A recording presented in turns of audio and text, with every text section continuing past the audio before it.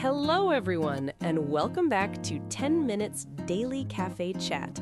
I'm Emily. And I'm Lisa. Good morning, everyone.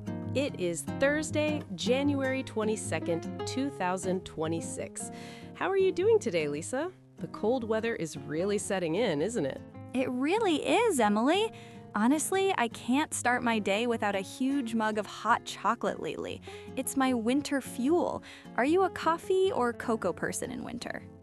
I do enjoy a good coffee, but on very cold days, nothing beats hot cocoa with a little marshmallow on top. It brings back childhood memories. Yes, marshmallows are essential. And maybe a little whipped cream, too. It just makes everything cozy. Oh, definitely whipped cream. And maybe a sprinkle of cinnamon? Ooh, fancy. I need to try that tomorrow. You should.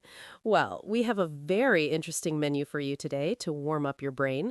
We'll be talking about Elon Musk's unbelievable wealth, a special solar eclipse happening soon, and new technology at Hawaii airports. Hawaii! I wish I was there right now instead of freezing here. And Elon Musk, I feel like he's always in the news. He certainly is. He dominates the headlines. And before we dive in, here is today's keyword quiz. The word is annular. A-N-N-U-L-A-R. Annular. Sounds scientific. Is it related to the eclipse? Good guess. But do you know exactly what it describes? We'll find out the meaning at the end of the show. Let's start with our first story today. It's about Elon Musk, and specifically, just how much money he actually has. I know he's the richest person in the world, right? But the numbers are so big, I can't even imagine them. You are not alone, Lisa. A recent report put his net worth at around $727 billion. $727 billion? That is, I don't even know what to compare that to. It's just too massive. It sounds like fake money. It is hard to visualize, but here is a comparison that might help. With that amount of money, he could buy every single team in the MLB, NBA, NFL, and NHL. Wait, hold on. You mean one team from each league? Like he buys the Yankees and the Lakers? No, Lisa. I mean every single team in all 4 major American sports leagues. Every baseball, basketball, football, and hockey team. No way! All of them? That's insane. There are like 30 teams in each league, right? Exactly. The combined value of all those teams is estimated at about $537.6 billion. So he creates a monopoly on sports? That includes the Dallas Cowboys, the Lakers, the Yankees? Every single one. The Cowboys are the most valuable NFL team, worth over $10 billion, but that is basically pocket change for him. Pocket change. I can't even buy a fancy coffee with my pocket change. That is just wild. And even if he bought all of them, he would still have about $190 billion left in his pocket. That is mind-blowing. He'd still be one of the richest people after buying all sports. The NFL alone is worth about $227 billion, which is huge, but for him, it's just a portion of his wealth. It really puts the word rich in a whole new perspective. He could literally run his own sports universe. He definitely could, though I wonder if he has time to manage hundreds of sports teams. Knowing him, he'd probably try to make them play on Mars or something. That wouldn't surprise me at all. Or maybe he'd change all the team logos to X. Oh no, please don't give him any ideas. That would be a marketing nightmare. But honestly, even if he wanted to, there are laws preventing that. Laws? Like no buying everything laws? Exactly. Antitrust laws prevent monopolies, and owning every major sports team would definitely be a monopoly. So he has the money, but not the permission. That's actually kind of funny. Precisely. Also, imagine the schedule conflicts, watching 30 baseball games at once. He'd need a wall of screens like a supervillain lair. He probably already has that. True, but just having the ability to buy them all is the crazy part. It's too much power for one person. Moving on to our second story, speaking of space, we have a celestial event coming up very soon.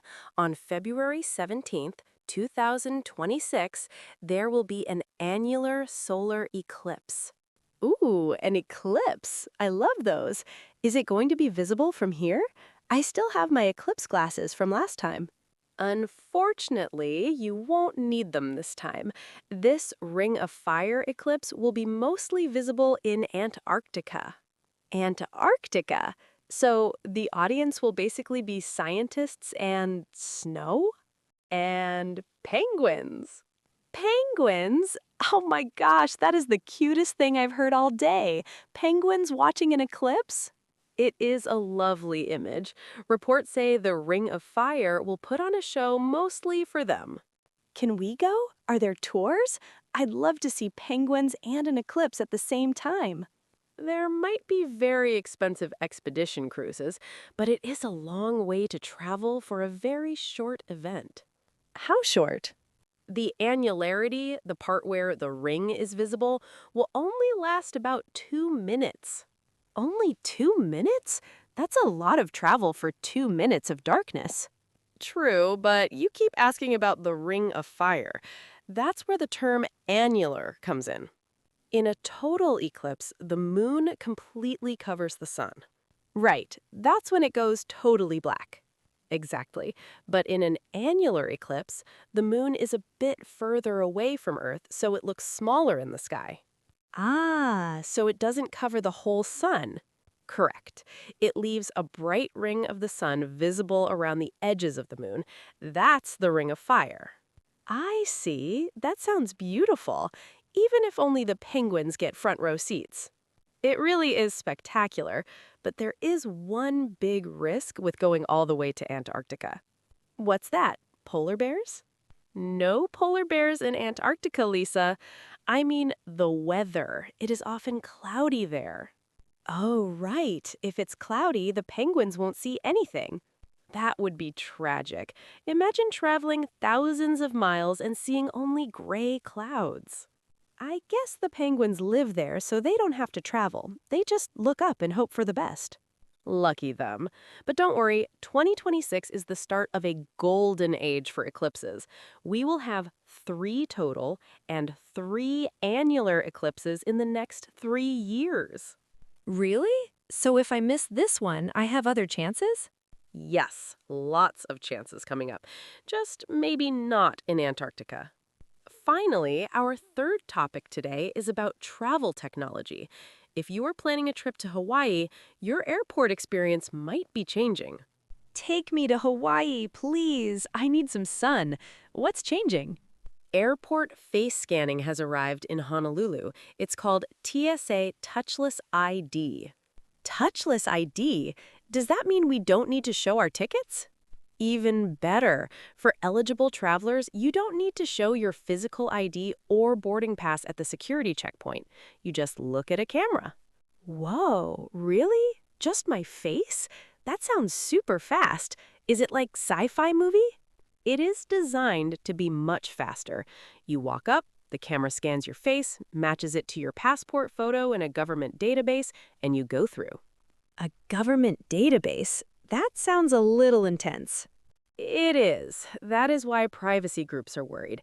They argue it builds a foundation for biometric surveillance. I get that, but standing in line for an hour is also annoying.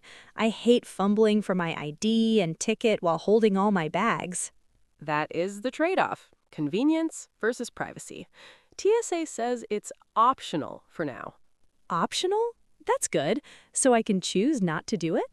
Yes, but some reports say the signs to opt out are not very clear. If you don't say anything, you might be directed to the face scan lane automatically. Sneaky. So they just herd you in unless you complain? Sometimes, yes. You have to actively ask for a manual check if you don't want to be scanned. I see. But honestly, facial recognition is everywhere now, right? My phone unlocks with my face. That is true. We are getting used to it in daily life, but having it at a government checkpoint feels different to some people. Yeah, my phone doesn't have a no-fly list on it. The stakes feel higher. Exactly. It's a balance.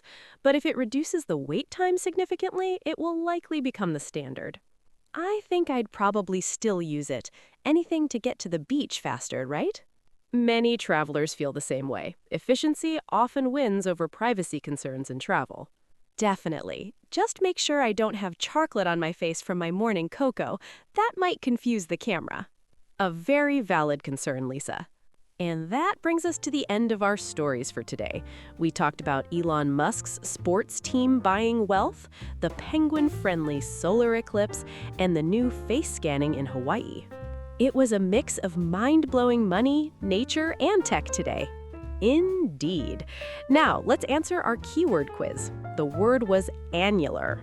You mentioned it during the eclipse story. It means ring-shaped, right? Precisely. It comes from the Latin word annulus, meaning ring. So an annular eclipse is a ring-shaped eclipse. I'll remember that. Annulus, annular, ring. Perfect. Thank you all for listening today. If you enjoyed the episode, please don't forget to like, subscribe, and hit that notification bell. And leave us a comment. Today's question is, would you use facial recognition to speed up airport security? Yes or no? We'd love to hear your thoughts. Have a wonderful and warm day, everyone. See you tomorrow. Bye.